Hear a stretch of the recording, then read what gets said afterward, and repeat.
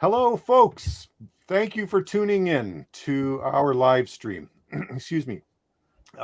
We're doing this a little bit earlier on a Saturday to accommodate our special guest, Tim Golf 5 Tango Mike. Tim is out of the UK and has been gracious enough to join us.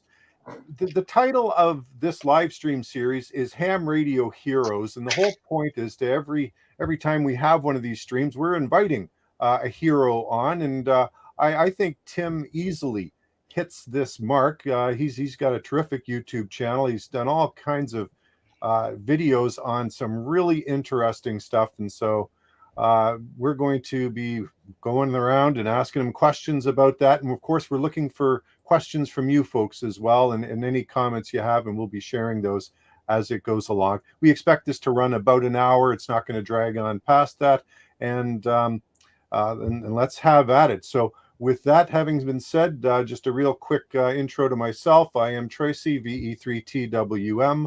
I have a YouTube channel called Outdoors on the Air that you might be watching this on, or you might be watching it on Chris's, or if Tim uploads the video on his channel, you might be watching it on his. But I'm just going to pass the mic over for a little bit of a few words from N9SAB. Tim, we've got two Tims on the show. Tim N9SAB is Tim US today, or Tim Sad Ham, as he's anointed himself. Tim, how about a few words from you? Well, good morning. Saturday morning.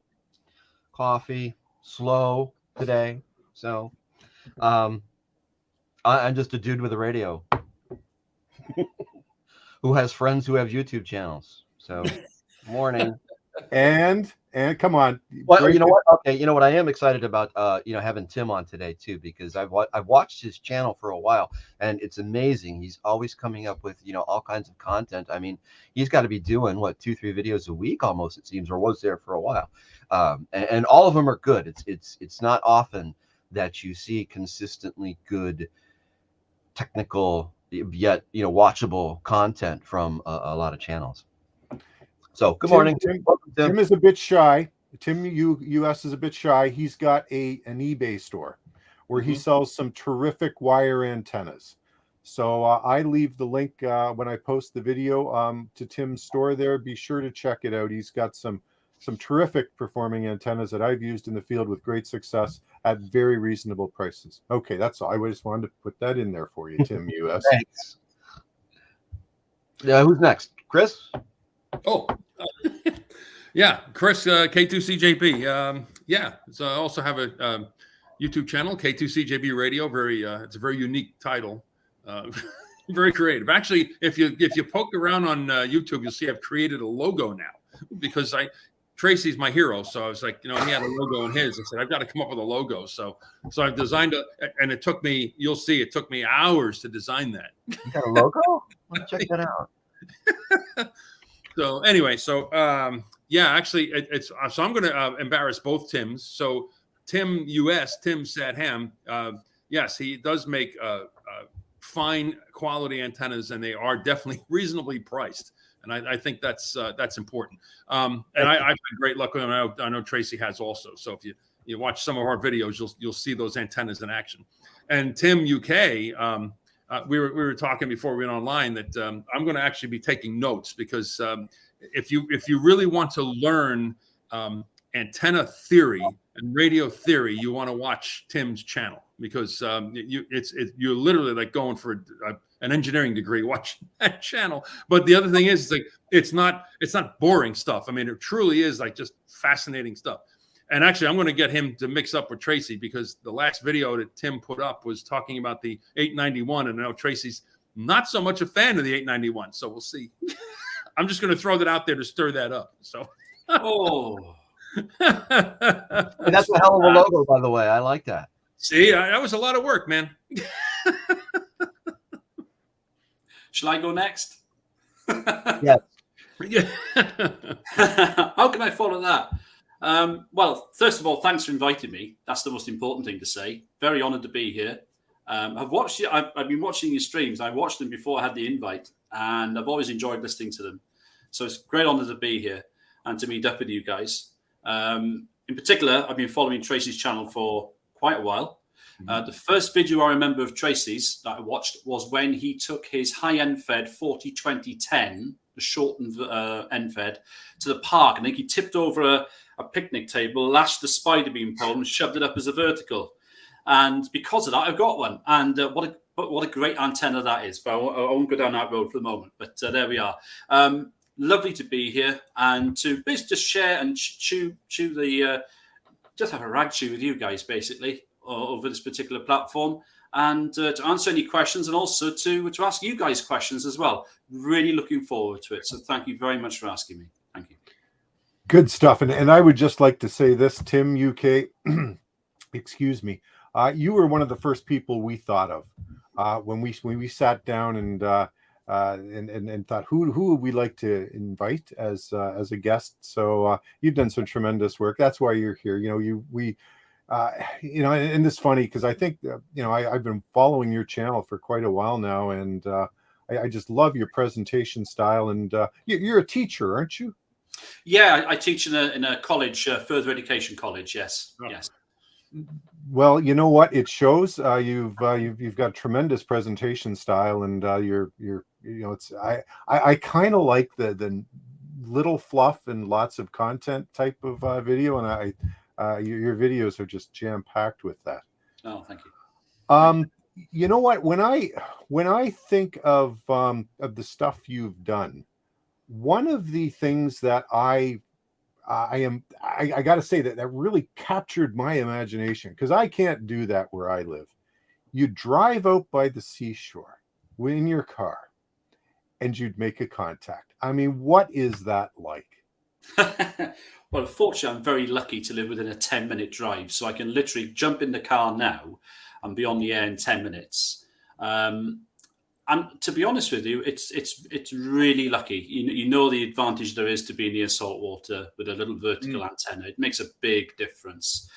And what the biggest difference is for me, and I know you follow this, I think you guys all believe in this, is when you go out of the shack and get away from the noise, it literally opens up a whole new world for you in terms of radio, because we all think about transmit power, getting the signal out, but we never really think about enough, I think, the ability to listen and to hear low signals. And you could hear stations DX at S1. If you're by the sea, they'll hear you. If there's no big pileup, they'll work you. And you just want to have that opportunity at home. So yeah, just to put a little ham stick. I use ham sticks. I use £20 or $25 ham sticks. Mm-hmm. Shove them on the car with a single magnet, which I know is probably heresy. It's probably against all manner of laws. And I just plug it in. I put my FT891 on, and do you know what? I hear people and I work people. Now, propagation is the biggest determinant. No matter how good we are with our systems, if the propagation gods want to close the door, we're stuffed anyway. But when it opens up and when you get away from the noise, it's just, yeah, it's brilliant. I'm very lucky to be that close to the sea, in all honesty. Very lucky indeed. Now, something that Chris and yourself have in common is mobile operation. I'd love to hear you two guys share some of your thoughts on mobile operations. Tim UK, can you start us off a little bit on, maybe what it's like to set up a station in your car? Yeah, I mean, I'm probably mobile light in that I don't have it permanently set up. So I don't have the rig wired to the battery. I haven't drilled a hole in the bodywork because my wife would probably be very unhappy with that. So I'm sort of mobile. I'm occasional mobile light. So what I do, I operate with my 891. Have I got it here? No, I haven't got it here. I operate with a little LifePo 4. Sorry, what's that? No, I'm just, somebody asked a question. I'm sorry. Sorry. And yeah, sorry, I just put a little LifePo 4 battery on the passenger seat connected to the 891. And it's just so easy. You can literally, you're on, within arriving where you want to go, you're on the air in 5 minutes. The only thing I have contemplated doing is getting a screwdriver antenna. But I'll be honest with you, it's a convenience thing. And what people forget about screwdriver antennas is often the little whip you get with them is so small and there's so much loading going on that I'm in two minds whether they are that much of an advantage over just a simple whip, a simple monoband whip. So, and because I don't like spending money, I basically didn't. So I'm happy with my collection of $20, $25 ham sticks. my triple and single mag mount. And it's just such a simple thing to do. And for me, it's a no-brainer. I don't know, even if you don't live by the sea, if you can just drive out of the town or village or city you're in, go somewhere that's electrically quiet that you can park up, you can be on the air and you will just hear people you will never hear at home. That's the way I view it anyway. That's right. That's right. You know what I've done mobile HF actually twice in my ham radio life. Years ago, I had a Yaesu FT100 that I had mounted in. I had a Ford Explorer back then, and I had the Yaesu ATAS, the 120, I think it was. The antenna went with it, and it worked incredibly well. I remember one time driving on the New York State Thruway, and I was talking to a guy in Israel, and I said, "Boy, that doesn't normally happen," But I agree. The screwdriver antennas are they're very convenient because you can push a button and it'll match to your radio, right? It's clearly not the most efficient antenna. It's a seriously compromised antenna. So the only thing you get out of it is a match across the entire band. Where now, like the iteration of mobile I'm doing now, I have the 7100, the IC 7100, and Tim, I'm using ham sticks too. I've got two of them mounted on the back of my truck. And with a little antenna switch, it's like mounted behind the driver's seat. So I just reach back and flip the switch, if I want 40 or 20. That's what I got. And the 40-meter antenna works well. It's obviously very narrow. But what I learned was, what's the guy's name? He's up in Canada. I want to say VE3TWM, I think is his call. That rings a bell. I think that's his call. You want to learn about how to build and install a mobile HF system. That guy's website is chock full of pictures and what he's done. Anyway, he put in these little coils. It's like, I forget what it's called. It's not a bypass. It's like a little matching coil, I guess, at the base of the antenna, right? So I put a little coax T and I stuck this little, it's like 14 turns of number 14 wire. And you just put that on there. What that did is it actually, on 40 meters, it widened up the bandwidth a bit, but it made the match a little better, right?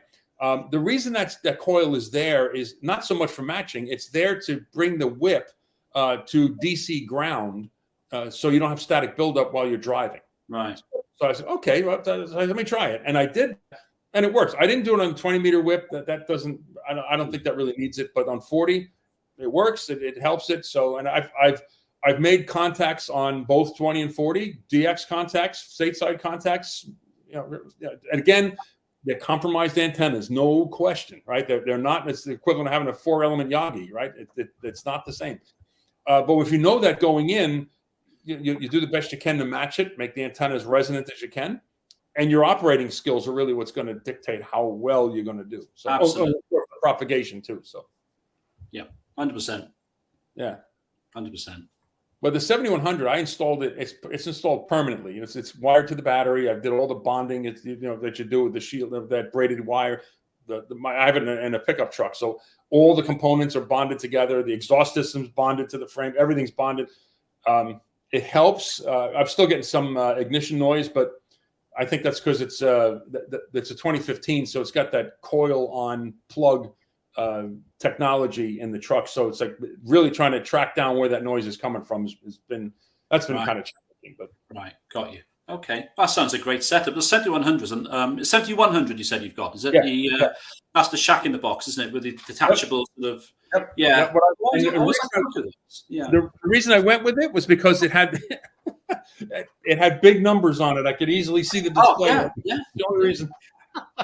That's not a bad reason, You've got 270 as well, right? So it's Yep. Very great all-round rig, really, and it's still being made. It's been out for a long time, hasn't it? 7100. How long has that been going? That's it's been out, and it's still selling well today. I think often overlooked. A lot of people talk about the 991A and the old 857.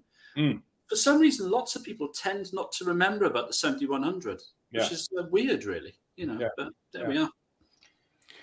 Guys, speaking about rigs, Yaesu recently introduced that they're coming out with the new FT710. Tim UK, any thoughts on that one? Well, what's it for? The thing is, it sounds like it's going to be a slightly scaled down version of the FTTX10, right? Is that kind of where it's going? Is that what we I think so. So what's the price point? Because in this country, looking at UK prices, the FTDX10 is about £1,300, and the 7300 is about 1150 or something like that. So whether it's been brought out to be a 7300 killer, I don't know, but it's very narrow. I mean, it's a very narrow bit of market they're going for, unless they shove it down at about £950, in which case a 3-figure price point would probably pull a lot of people towards it. But if they put it above 1,000, I can't see what it's for. I don't know what other people think. I just don't get it. I don't get what they're trying to do with it at the moment, to be honest. Tim US, have you checked out this 710 at all? Any thoughts on it? No, I don't. Is that the one you did the video on? Yeah. About it being the next great radio or something like that? Yeah. No, honestly, I'm happy. I may replace my little 450D with a 991A at some point. But right now I'm looking at something to switch out the 817D with. So I don't know what I'm going to do there. I know. Yeah. What's the story with this? I walked down that road. And no, I'm not the sad ham that Not a Rubicon was referring to, but I did see the video and I thought it was absolutely hilarious. I love it. Sad ham. So as a joke, I put sad ham on the description. But back to the videos. Yeah, I know. Replace the 817, right? The older I get, the lazier I get, and I'm sitting here thinking, I wish I had just 5 more watts. 5 more watts. And okay, so I mean that a 10 or 20 watt radio, and I'm building a new enclosure, new portable enclosure. I've got some lithium batteries that I want to use, and some other stuff. I want to do a new computer interface. I've got a tablet that I want to run off instead of having the old laptop. So I want to modernize and upgrade my FT8, FT4 capabilities. So I'm doing that. So right now I'm torn. I don't know what I'm going to do yet. I'm hoping somebody will talk me into something. We'll see. Chris, what are your thoughts on the 710? I haven't looked into it all that much because actually I watched your video on it, and someone else did one on it. Just kind of looking into what its features, what the published features are, and all that. And I agree with Tim that what is it? What are they going for with it? It doesn't look like it's a mobile rig. It doesn't have that form factor. Is it necessarily portable? I mean, Tracy, you did a lot of just looking at the specs. Like, it doesn't look like it's necessarily a portable rig. Like you'd run out doing POTA activations with it. Yeah. So it's like, what really is it, or is it just they're trying to change this form factor, just make things pack a lot of radio into a smaller box? I don't know. They did it with the 891. They've done it with other things. So I don't know. I'm not. I think the jury's out on it. Mm-hmm. So.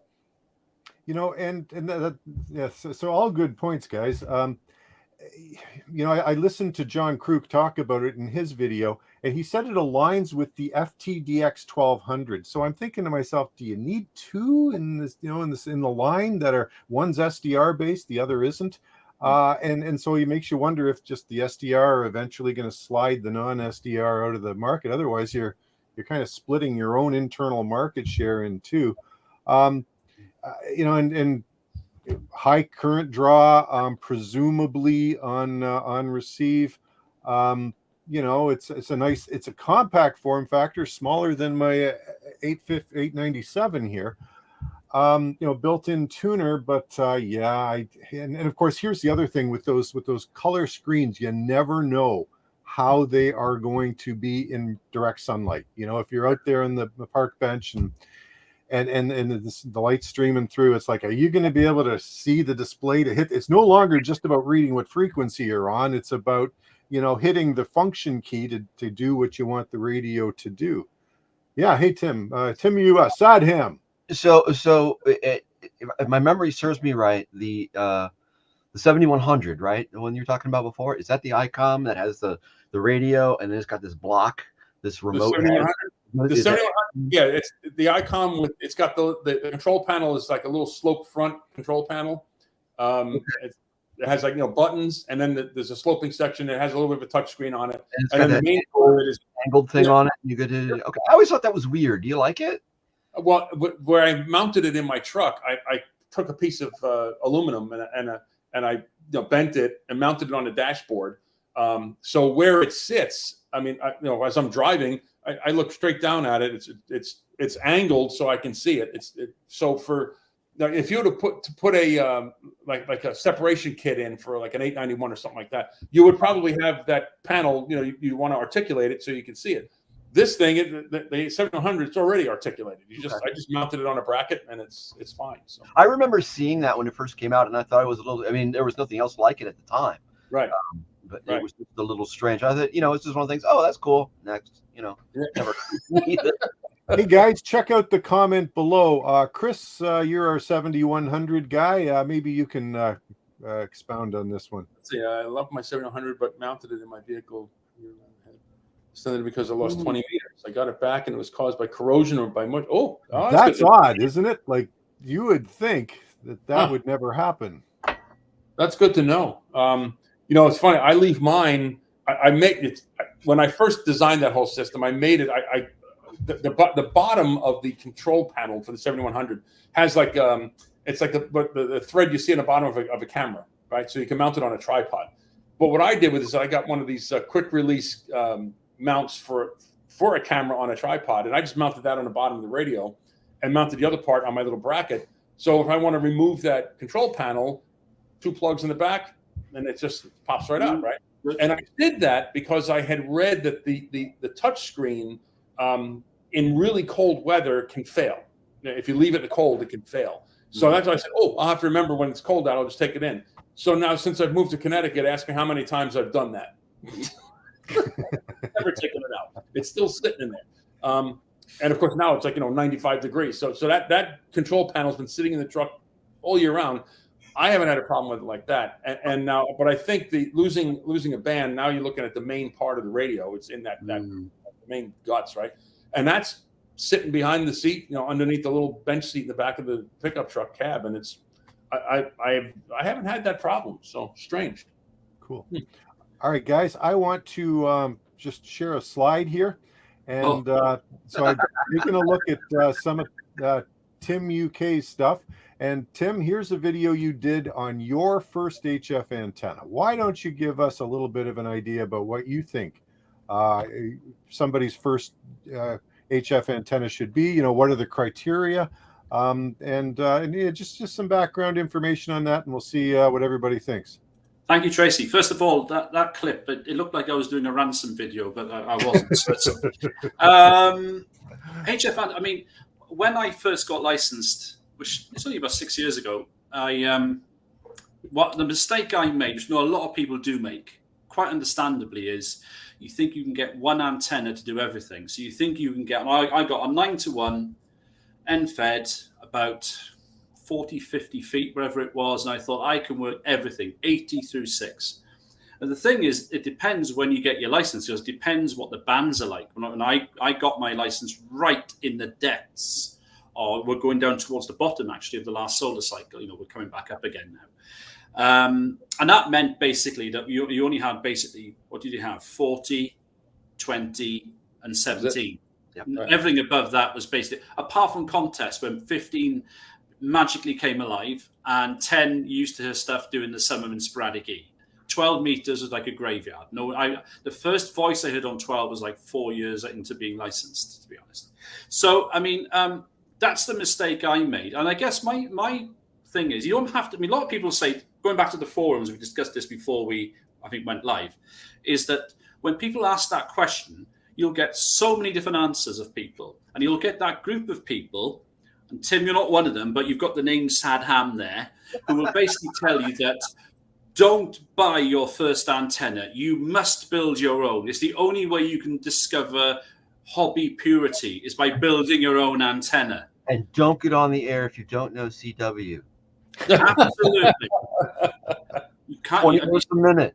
20, I thought it was 25. Obviously, you're doing different forums to me. Well, we're in the US, right? So 25 or 20 words a minute. I don't want to hear anything less. Yeah. So So, I mean, I think it's down to the individual. You know, some people are comfortable about building an antenna, even a dipole. You know, some people are happy about buying. At the end of the day, it's about looking at your garden. I've got a really small garden. My garden is like 30 feet by 25 feet. It's a postage stamp, right? So I know for a fact that getting 80 meters in this garden is more than a challenge. Even 40 is tough, to be honest. And it's about not being too greedy. I say pick a band that you know is going to have activity on. So 40 meters is probably a good choice, or 20.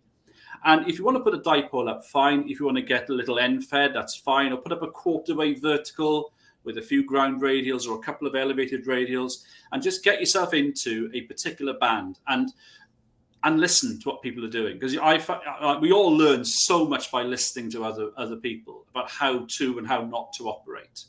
So I would go for one band, maybe two bands, the busy ones, focus on those, and then ease your way into it. And I think that's the biggest thing. And also about coax and stuff like that as well. But it's about being comfortable. Don't feel you have to do or get a particular antenna because people on a forum say it's the only way to go. Go with what's right for you. But I think don't be too greedy and try to get one antenna to do everything, because it's not going to do that. It really isn't. So that's my philosophy with that. Kind of defies the laws of physics, right? To try to get one antenna to do it all. Yeah. I mean, it's amazing. You get some guys who sell the non-resonant NFEDs, like 30 odd feet. Will tell you it'll give you a fantastic SWR, 80 meters through 6. Well, it'll do that because you're running 50 feet of coax back to the shack, and by the time it gets there, you've got so much loss. You know, you're probably going to radiate probably 5% of what you're meant to be on 80 meters. But people don't realize that. I've even seen, I'm not naming the manufacturer, who actually quoted efficiency as being the loss in terms of low loss in terms of the low SWR. That's their version of efficiency, you know. So you get a lot of this floating around and people get sucked into it, don't they? You know? Well, listen, a dummy load will give you a 1-to-1 SWR. Exactly. It's not going to radiate. You hear that a lot on forums. You see that a lot on forums, but I don't know. It's just, I think that when you first get licensed, it's about who you know, who's giving you advice. I mean, when I first looked about getting licensed, I was looking into things like buddy poles and buddy sticks and magnetic loops, the Alex loop. These are great things, but are they suited to being your first antenna? Do you know what I mean? So it's a big learning curve. It really is a big learning curve, and we all go through the pain of doing that. I think a lot of us do anyway when we first get licensed. Yeah. My first antennas were simple. There was a 40-meter dipole and actually I had my novice ticket, so I had a 40-meter dipole and a 15-meter dipole. That was it. And then when I upgraded my ticket and I could go on 20, I put up a 20-meter dipole. This is when I was a kid. It was in high school, college. I was at my parents' house. I threw dipoles up the trees and it worked. Yeah. Absolutely. It took me years. It took me years to discover that. You know, just putting up a dipole. I mean, I probably have purchased every antenna out there. You know, I did a 20-meter dipole with 2 ham sticks on a mount. You know, and put it up over like a rotary. That was fun. I built a 17-meter out of copper pipe. That was fun too. And then 3-4 years in, and thousands of dollars later, it was just put up a dipole. And if you want to run multiband, put up an OCF. There you go. Yeah. See, I got this monster here. I don't know if you can see it. This thing. Is that an Alpha Delta? This is an Alpha Delta. It's the DXLB, I think. I think I got this because I wanted to work 160 meters, right? So I put it up as high as I could, about 35 feet or so. You put this thing 35 feet up in the air, you've got a heck of a load. Hell, I can start working out like this. It's a monster, and it wasn't cheap either. So I got over that. I grew up. You still got it though. Oh yeah, I'll never get rid of it. Well, it looks so good hanging there. Yeah. Hey, Tim UK. Bill is asking in the comments below. You want to take a crack at this one? Yeah. So could you talk about the wire size and type for a portable dipole? I want to build an N-fed dipole. So depends what N-fed you want. Are you looking at a non-resonant one, like a 9-to-1 fed, or are you looking at an N-fed half wave? 49-1 fed. I mean, talk about wire size. It depends, doesn't it? It depends how stealthy you want to be. It depends whether you're what your power is. I mean, if you're going to put anything up to 100 watts, then basically almost any gauge of wire will do. So it depends what bands you want. It depends what length you can do. I mean, working portable, for example, even putting up maybe a 40-meter N-fed half wave, which is 66 feet, that's a challenge sometimes when you're working portable. It depends where you choose. So maybe if you're looking at a vertical, then maybe an N-fed half wave for 20 meters will give you 10 meters as well. With a 49-1, you could go for a 9-1 non-resonant, and then up a 10-meter fiberglass pole that's about 32 feet will give you probably 40 through 10. It all depends what bands you want, how many bands you want to work, and what space you've got available. The beauty of the N-fed half wave, of course, is you can do anything. You could do inverted L, you can go inverted V, you can do sloper, you can do vertical. You can bend it round spaces. It's a pretty forgiving antenna. And building your own transformer is there's lots of designs out there. Just to give a name check to somebody who was on the chat much earlier, Colin, MM0OPX.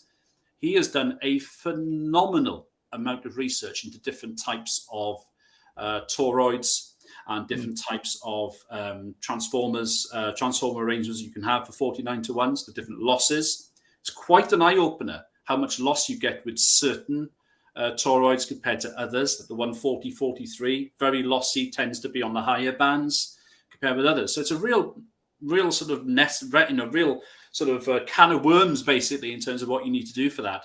But going back to the question, I would say it depends what bands you want, how much space you've got. I would say an N-fed half wave, 66 feet long, gives you 40, 20, 15, and 10, inverted V, inverted L, whatever you want to do. Maybe an off-center fed, like the gentleman above me on the screen there makes very well. That's another option. Neither of those antennas should need a tuner. And I guess if you're going portable, I suppose a tuner, unless, of course, you're taking out a rig that has an internal tuner, is a bit of an extravagance. So probably a resonant antenna is probably your best option when you go portable. So an off-center fed or an N-fed half wave, if you want more than one band, it's probably your best bet, really. Agreed about having an antenna portable. Yep. I saw a poll recently. Somebody had, I think it was on Twitter. Somebody had, what antenna do you use for your portable operations? And it was like 3/4 of the people said, N-fed. And it's just convenience. It's convenience. Yeah. It's convenience. Yeah. And that's the number. And I get a lot of questions too. It's like, okay, here's what I want to do. And the first response or the first question that I have for people, who are asking me about antennas is, okay, how easy is it for you to set up? Because if you don't mind, putting up two, then you just go with the dipole. But if you want to do, one connection basically up in a tree or something like that, then yeah, you can work an N-fed that way. Totally right. There's a lot of anti-feeling towards N-fed half waves as well. A lot of people think they shouldn't work and then don't like it that they do, which is probably which might be a bit harsh, but that's kind of the sense I'm getting. And don't get me wrong, there's a bit of loss. You'll have maybe a couple of dB. I don't know what you think, Tim. Maybe a couple of dB loss in that transformer on certain bands. I mean, it can be a little bit lossy, but again, what's 2 dB? What's 2 dB when you've got convenience? It's about it's all about options and convenience. So the latest question I got is some guy says he's going to go operate on a trail, and I think he's out west somewhere. So it's not like he won't. You're not going to have great big oak and elm trees like we have here. So you might have one point of structure. So yeah, go with the N-fed. But if you can get to, if you know where you're going to be, if you're going to be in Yosemite or something, where you can stretch it out. It's how much power do you want to run? Are you going to run?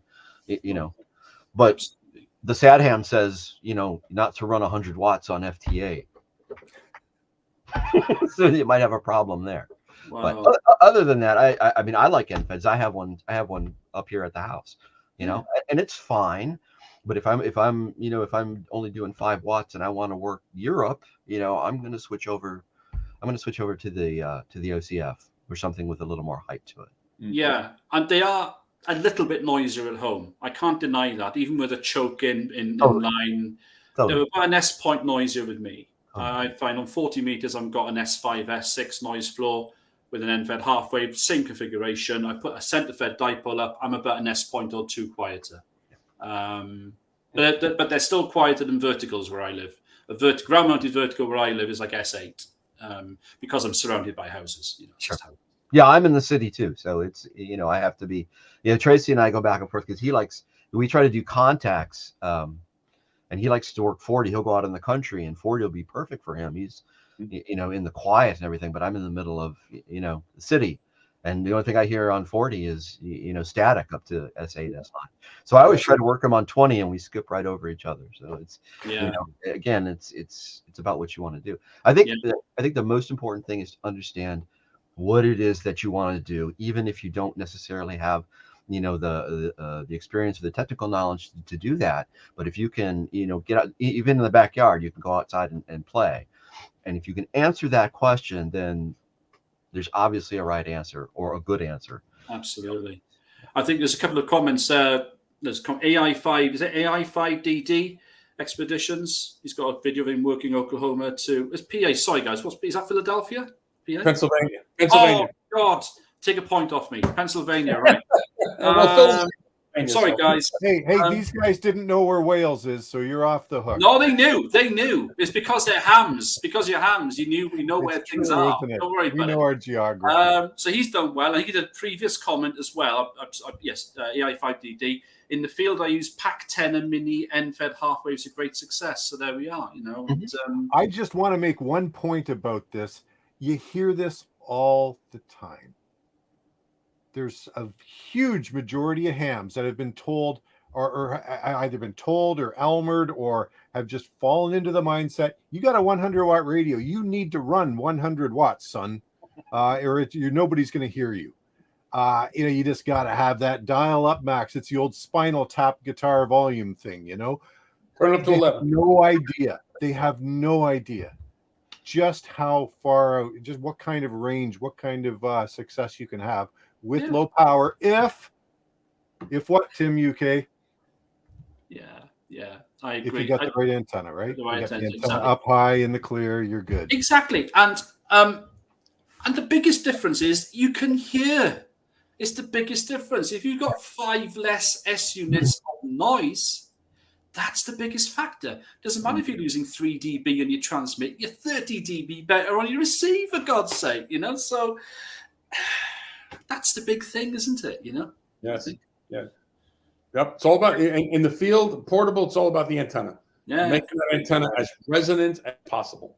And Tracy will bear me out on this. Is like if you're operating QRP, then you want to really make that whole transmission antenna system as efficient as possible and remove as many elements of loss that you can. QRP, you got to get as much of that 5 watts out to that piece of metal in the air. So. Yeah, don't take an external tuner if you're running QRP. Right. Don't do that. There's no point. Right. Exactly. Okay, guys, I want to move on and just let's take a look at. Okay, because we touched on it earlier, and let's have a little chat here about the about the 891. Tim UK, how about you weigh in with your thoughts on the 891? Well, like you, Tracy, I adore this rig. It's a wonderful radio. I have to say, I'll tell you now, I've got a 7300 sat here next to me. And if I had to sell my 7300, you're going to love this comment, Tracy. If I have to sell my 7300 tomorrow and use my 891 in the shack, I would. The only thing I'd miss is the waterfall, because being able to see the band is a big advantage sometimes. But what can I say about the 891? I think I get your point. I saw your video about it, and I got your point. I think, first of all, I don't know what the heck you were thinking putting the wrong current draw on the. I mean, they weren't just out by; they were double, weren't they? Was it more point? What did they say it was? What was the current draw? 2. It was just under 1, wasn't it? 0.9. Yeah, before you even start tweaking, let's say you just take it stock out of the box. Yeah, it might be 10.5, maybe 11, but a lot closer to 10. Right. So we're talking half of what they publish. So they've probably lost some sales there. They'll have lost some sales, no doubt about it, off the back. Absolutely. Well, in defense, and I don't know this to be the case or whatnot, but I imagine when they developed those specifications and they had to submit for, I'm sure there's, different countries are going to have different regulations governing electronic devices and stuff like that. They probably put that in as like a conservative engineering estimate because you're going to have different voltages, you're going to have different, you're going to have all that stuff. So, if I'm the regulatory affairs officer for the radio company or something, and my engineers are telling me, well, it could be 0.8, it could be 1.5, whatever. 2. Okay. All right. Then that way we're not getting visited by anyone. In other words, give it the worst case and just above, so no one can say you've hoodwinked anyone. You've given the wrong information. Same thing with side effects on pharmaceuticals, right? You see those commercials where you've got vomiting, death, and all those. You got to cover the bases. Yeah, sign me up for that. I'll take those. Some people do. So going back to the 891, I've had it for about 5 years. I actually bought it secondhand, but I knew the guy who was buying it from, so I knew the provenance of it. He got it new, and he hadn't abused it or anything. I got it for about £400 secondhand. Probably the best money I've spent in the hobby, to be honest. It's they're bomb-proof. Now I like running 100 watts. Sorry, but I mean, I get the challenge. I get the QRP challenge, and I get that. And sometimes I do dial it down a little bit, but I like running 100 watts, and I think it just gives me that particular sort of scenario. It's very small. It's a lovely small rig, not the lightest. But we talked earlier about that new Yaesu, and the one thing that would put me off taking that out portable or even on a field day is the feeling or the thought that could fall and smash that screen. Because once you crack that touch screen, you've effectively killed the radio, haven't you? Yeah. So the 891 takes. I don't give it a lot of abuse, but I think it could take a lot of abuse. It's a sturdy little radio, and I really enjoy using it. I just, the only thing I'd wish for is an internal tuner, but frankly, hey, it is what it is. And for the price point, I think it's still a very, very good radio. For the money it's been asked for, I think it's very, very good radio. Yeah. So sorry, Tracy. No, all good. And you know what? So. I know Chris thinks I don't really like it. I still own it, and I'm still going to use it, right? And I guess that's the bottom line. I'm not dissatisfied with its capability. One thing that does drive me nuts about it, and I guess you have to understand, try to put in perspective where I'm coming from. My 897, it's a grand old rig, and it's low tech. And it's built like a tank. So when I even feel the knobs on the 891, it just doesn't feel quite as solid. Yeah, it's a little plasticky. And that's a little thing, but it's also a human interface thing, right? And so I tend to baby it a bit more than I do my 891. No, fair enough. The fact that it doesn't have an internal tuner doesn't bother me at all, because I usually use the resonant antennas. But this is true of all Yaesu radios, modern Yaesu radios, is that crazy menu system. And they're not well documented. Even with the 897, we go back 20 years.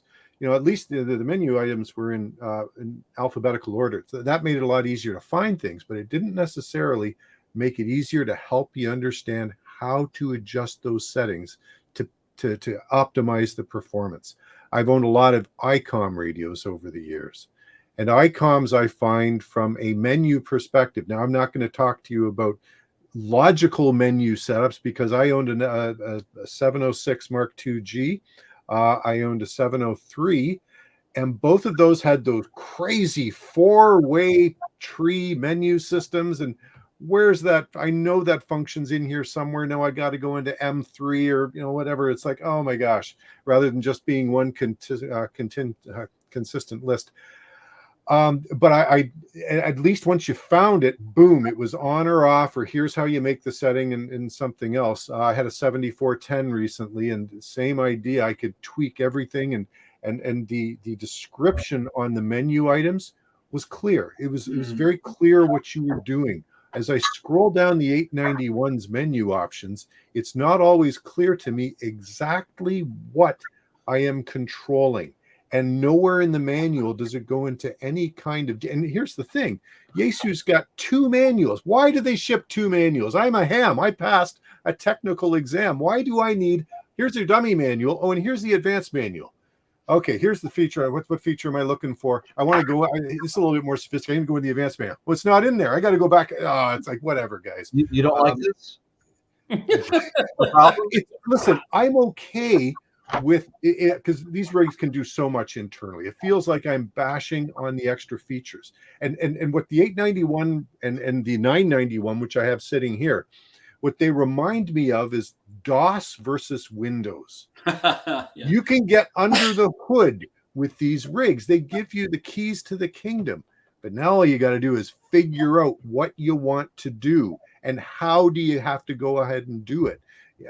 So that's my, if I had to boil it down, okay, we got weight, we got power consumption on receive. If I had to boil it down, then it just comes down to my ability to configure. Having said that, once you configure this rig, it's a beauty. It's a great HF radio, and nothing compares with it at the price point. And don't talk to me about Chinese radios. I don't want to hear it. I'll take the Japanese over the Chinese all day long. One of the reasons that I don't switch out a lot of radios. I mean, I've got 2. I've got 3 radios, and I'm reluctant to change out any of them is because I know how to use this one. I've had it long enough that I could do what I want to do, and I don't need to go on stuff. And that's why I like the 817, not because the what was it, the 710 or something is probably going to be better or whatnot. It's just I don't want to. I know how to use this one. I can do what I want, not have to. Absolutely. The manuals make my head hurt. Yeah, and that's where I thought Yaesu would be developing the next rig. I thought, if you're going to do anything, you're going to provide a proper new QRP radio, but it's just not happened, is it? That's probably what they need to do. What do you think, Chris? Well, as I was listening to the conversation, it dawned on me like it depends how you're going to use the radio, right? So obviously an 891, I don't know if it probably works great in the mobile, but if you're driving and you need to change something in the menu, wowee, right? You're not doing it. So really, of course, it's application specific. When I'm doing a POD activation, I love my 817 because it is bare bones. It's real basic technology. Boop, boop, boop, I'm on. I'm no touch screen. Just do my thing, right? Yeah. So, and I'm out there making my contacts. I activate my park and I go home. But it got me thinking, as you guys are all talking about it, of the complexity. Now, this is going to be like a total. It's going to seem like a total change in conversation, but I don't know if it really is. DMR, you have a DMR HT, right? So let's think about that. A DMR HT. I don't know much. I don't operate DMR, so I'm kind of talking about just what I've heard about it. You basically need a laptop to program that HT so you can use it, right? But doesn't that defeat the purpose of a handheld portable radio? You're out in the field, and I got my HT with me, and someone says, "Oh, we'll get on this, whatever it is." I can't do it from the touchpad. I've got to have a laptop with me. It's like, doesn't that defeat the purpose? Mm-hmm. So I think it's the same kind of thing. It's application specific. If you have the time to program your HT beforehand before you go out, great. Then that radio will work fine for you. But if it's the kind of thing like you're somewhere and I just was up in Rhode Island and I took my FT70 with me, you could program the FT70 from the keypad relatively easily. If there was a fusion machine up there, I could have got into it relatively easily. I don't need a laptop with it. So the complexity, to Tracy's point, you're right. They open up the hood. You can get under the hood. You can do what you want to do, right? But of course, with features comes complexity, and so yeah, that's the trade-off, I think. Fair point. Yeah, fair point. Okay, guys, I've got another slide for us. Oh. All right. There's been some changes to the licensing in the UK. Tim UK, what can you tell us about this, and what are your thoughts? I know you did a video on it, but I'm just wondering if for those of us that aren't in the UK, maybe you'd give us a little bit of an idea of what's going on over there. Okay, so the current system, which will still remain, by the way, so we have 3 tiers of license in the UK. We have a foundation license, which will be the M3, the M6, the M7 calls. Now, they get 10 watts. You get full access to basically nearly everything apart from 60 meters, some microwave frequency, stuff like that. You then got the intermediate license, which I personally think is a bit of an anachronism. So that one, you get more power. You get 50 watts. And they're your 2 Echo Zeros, 2 Whiskey Zeros, 2 Mike Zero calls. And then you've got your full calls, which get 400 watts. And then you get access then to 60 meters and stuff like that. And they're your M zeros or your G calls, whatever. Now, what they've come up with, what they're going to be bringing in from January the 1st, is that anyone, people can go straight to the full license in one go. If they have what the RSGB, I think, describe as having the requisite knowledge, and for example, if they have an electronics background, or they have an RF background, or they have a science background, or frankly, if they're just really intelligent and really good at memorizing stuff and they kind of know what they're doing, then you can apply to sit the one exam. We have 2 parts, both parts you have to pass. And then if you do that, you go straight to having a full license with the same privileges, the same situation as if you had the 3 stages and you got to the full that way. So it's creating a different pathway for people, basically. It's going back to how it used to be. Prior to, I think it's 2003, I think, we had what's called the RAE, the Radio Amateurs Exam, I think it was called, before my time. And that was a one paper, and again, 2 parts, very similar, I think, to this. They had a look at the content, an organisation in the UK called Essex Ham, who are very good at training and giving information out.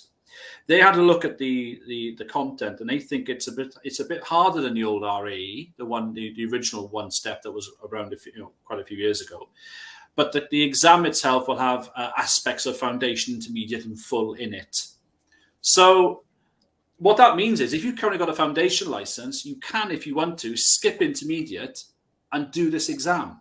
So you don't have to be completely new to do the direct to full. You could be on a foundation or an intermediate and go that way to full if you want to. So it's going to be interesting to see. The other thing, which I think is even more important and more critical in many ways, is that if you're in a country where you have very limited access to testing and exams. Now, in the States, I think you have pretty decent access. I'm not sure whether you do it online. Do you have anything online in the States? Can you do exams online in the States now? In Canada? Everybody's pretty much doing it that way now. Same here. Yeah. I had to actually, I went to a place and, sat with a bunch of other people and took the exam. But some of the new hams that I've been talking to have all been, hey, I just sat down online and did it. Like, yeah. Wow. There we are. Wish I could do that. We've had that in place since the lockdown. That's been I've got to say, the RSGB, Radio Society of Great Britain, who I've not always thought of being very flexible, did very well with that. And they brought a lot of new people into the hobby over the pandemic and beyond. So you weren't relying on clubs to train you and things. You could actually do it yourself at home. And there's lots of information about it. There's lots of online courses around as well now. So it's really worked well. So that's worked well. Because there's some other countries, however, I'm not sure if I'm right about this. So if someone from Ireland wants to correct me now or in the comments later, feel free to do so. But my impression is if you're in Ireland, which is just across the water from us, Echo India, effectively, I think you only have 1 or 2 windows in a year to do your exam. Something like that. Now, if that's the case, and by the way, their national society, I think, is happy with that. If I'm wrong, by the way, please do slaughter me. But I have a feeling that is the case. There are very limited windows. Well, you can basically do the UK full exam in one go online, and we think it's going to be available online. And then if that's the case, you can then go back to Ireland and say, well, I've got a HAREC CEPT full license here. Can you give my Echo India a call, please? So a lot of people from different countries, if their English language skills are good enough, if they're technically proficient, can, instead of going through the rather archaic way of doing it in their own country, can do the UK way and go back to their own country and say, license, please, which means obviously probably some decent income for our national society. So it's a smart move in more than one way, I think, to be honest. So there we are. Interesting. Nice. Let's see what else I got on here for us. Okay. Oh, Let's take a look at this. So My best solution yet for HF Mobile. This is a really interesting looking setup. Tim, can you give us a little background on this? Yeah, so I use my RT100, the LDG RT100, which is basically a not a weatherproof but weather resistant. Notice a slight change in word. Remote tuner. Now the beauty of this tuner is if you use it from the shack, you need to use a bias T, which I happen to have here, a little controller here, right? But it will also work through ATAS mode. So if you've got a Yaesu rig and put it into ATAS mode, you can basically operate this tuner as a remote tuner through the coax, as you normally would through the ATAS antenna, right? So you can do it that way. So what I did in this situation, I put the tuner on the actual car roof. I chopped the coax very short from the mag mount, put a choke on the output of it, and plugged it into the tuner. And it worked quite well. I had to extend the whip a little bit to bring in a lot of bands, but effectively I had a tuner on the car. The only problem was is in a fairly busy car park. So every time I changed bands, people around me could hear, wonder what the hell I'm doing. What the hell is that on his car? Has he got a drone that's crashed on it or something? What's going on? So, but that was interesting. And it was a nice experiment and it worked really well. And that tuner is a nice little tuner. It does a nice little job, actually. I'm very happy with it. Not very expensive either. It's under £200, so it's quite a cheap little tuner. Yeah. Very cool. That was neat. Yep. Is that the back mount and the ham stick you were talking about earlier? Well, on that picture, it was a mag mount, and this shows my roots because my roots are in 11 meters, gentlemen. So I revealed that towards the end, which means you'll get most of me before you kick me off the screen. I got a background in 11. So that antenna there is the bottom of a good old tank whip. A good old quarter wave on 11. That's a 9-foot tank whip, which is in 2 bits, two little grub screw. You got 2 halves, and that's what I used in that particular setup. Yeah, and it worked all right, and I managed to get 20 through 10 with it. So that's all I wanted. Just convenience again, you know. It's a little bit, probably a little bit more efficient, perhaps, than what an ATAS would be, because you've got more metal and less coils. It's probably a little bit more efficient than an ATAS, I would have thought. But probably not much in it, to be honest. But there we are. You know, you mentioned CB. It sounds like from what I'm seeing on I follow Ringway Manchester. Oh, brilliant channel! Brilliant channel. Yeah. And he does a lot of CB radio like testing and operations. So, and it looks like it's basically the same as it is here. Yeah, I mean, well, it took us a while to get it. I mean, when was CB legalized in the States? Was that like the 50s or something? 50s. Yeah, it was in the 50s. Yeah. We got in 1981. So before then, we were illegally importing all our AM sets from the States. And the way we got around it was we import, well, not we. I'm using the royal we there. Shouldn't do that. Oh, dear. But the people who did this sort of illegal thing, which, of course, I would never countenance back in the 70s and early 80s, were importing these radios in kit form because there was a loophole. You can get the things through customs if they were kits. And what they were then doing was then assembling the radios in the UK and then, of course, selling them under the counter somewhere, you know. And there was lots of instances of people being accused of causing interference, triggering petrol pumps, for example, by keying up on AM, for example, next to it, because they're all AM radios, of course. Oh, right. Eventually, the government gave in and gave us CB, but not those frequencies. They gave us a completely different slightly different set of frequencies on FM, which were offset, so they were slightly higher, slightly higher towards 10 meters than what that was. We didn't get AM and SSB legalized on your frequencies until about 2013. That's how recent we got it. Yeah. Wow. Okay. Of course, 1 or 2 people may have free banded in between, but let's not mention anything about that. That's right. No, absolutely not. Now, we just saw the comment go by in the States. They just authorized FM operations on CB frequencies. Yeah, I saw that. What's the point of that, though? Why is that, do you think? Nobody knows. I wonder if it's I this is only a guess, and I know nothing about nothing. I wonder if it's less expensive to manufacture a straight FM transceiver these days than one with AM and SSB in it. There are very few new, relatively few new SSB CB radios coming out now. The majority are straight AM FM, because I think that's what the market is like in Europe, certainly in the UK anyway. We don't get very many new ones coming out. Right. Yeah, and the guys, let's be honest. I've never been one, but the free banders, they're just buying ham stuff and modifying it to run on those bands, right? Oh, they're not, are they? Oh, Listen. I've seen. I follow there's a CB Radio Facebook group I follow, and there are guys that show pictures of ICOMs and Yezus tuned to CB frequencies, and like, oh yeah, bands are 11 meters open tonight. I'm like, dude, you're not supposed to be using that radio on that band, but. But the reality is, no one is going to check unless you're causing interference. Yeah. Right. No one's going to check. Sad Ham will check. Oh, sorry, Sad Ham. Sad Ham's on the case. He's got his DF loop and he's leaving the shack right now to trace the signals.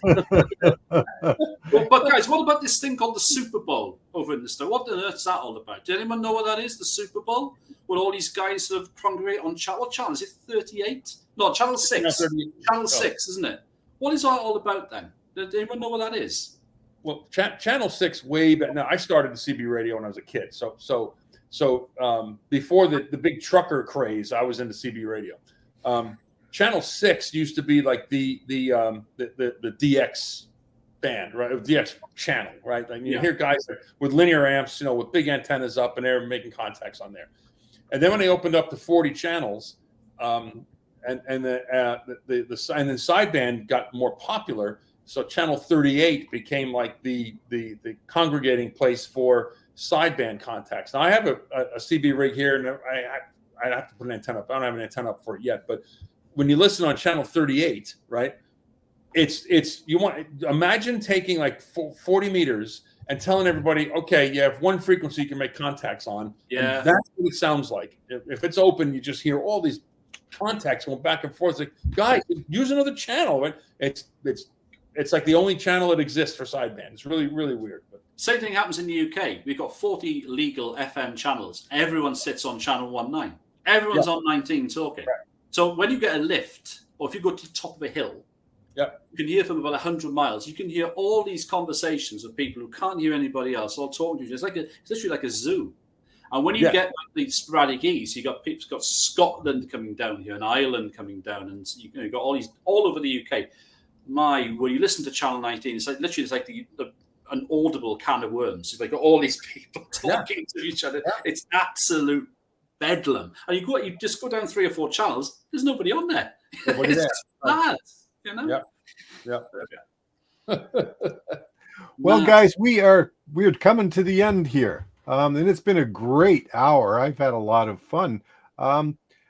Tim UK, do you have any closing thoughts for us? Well, I think it's first of all, thank you for having me. That's been really good. I've really enjoyed myself, and great to meet you all. Thank you very much indeed. I think at the end of the day, it's about getting out and enjoying it. Some people say it's not a hobby. I don't know. You get out of this what you get out of it, don't you? I think you put into it what you put into it. You get out of it what you want to get out of it, and that's the great thing about it. I think the message is to basically get out there, enjoy it. If you can, and if you're able to, and I know you say this at the end of every video, Tracy, okay, is that try, if you can, if you're able to, for a variety of reasons, if you can, just get a little mag mount, get a single ham stick for 20 meters. If you've got a car, if you've got somebody who can drive you, you've got a little radio on the battery, just drive 5 miles out of town, somewhere quiet, and the world will open up. And that's where I come from on this. And you don't have to be super lean and fit like me to climb a mountain and get some decent signals. You can get in a car and drive 5 miles out of town and have a good time. And I think that could be the one thing I would say to people. And you can have a lot of fun. Yeah. Fantastic. Well said. That's and AI5DD agrees with me. It's been a real pleasure having you, Tim. We knew it would be. Thank you so much for making the time for us and giving us your perspective and knowledge on things. It's been great, and I'm sure people are going to enjoy watching this. So for everybody who's watching on the stream here, thank you very much for your kind attention, for tuning in. We truly appreciate it. And for everybody who's watching this on replay, thank you. And we look forward to welcoming you on our next stream. Three guys who are with me here, hang on for a sec. We'll just do a debrief. And for everybody else, have a great weekend.